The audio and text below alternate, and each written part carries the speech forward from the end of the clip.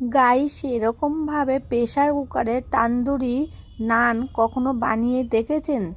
যদি না বানিয়ে থাকেন তাহলে এই ভিডিওটা আপনাদের জন্য।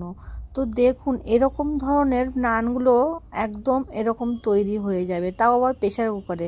প্রথমত গরম হালকা দুধ, তার মধ্যে একটু টক দই, তারপরে কুকিং করা অয়েল আর স্বাদ অনুযায়ী নুন, তারপরে একটুখানি বেকিং সোডা দিয়ে ভালো করে ময়দাটা চটকিয়ে নিন।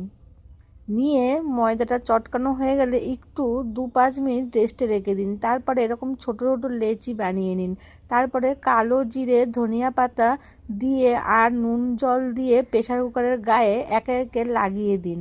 তারপরে এটাকে ভালো করে দুই দিকে সেঁকে নিন, লাল লাল করে, অরেঞ্জ কালার করে।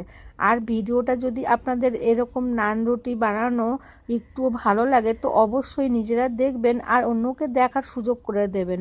আর আমার চ্যানেলটাকে সাবস্ক্রাইব করে চ্যানেলের সাথে থাকবেন গাইস। ধন্যবাদ। আর একটা ছোট্ট লাইক করে দেবেন। আবারও একটা নেক্সট ভিডিও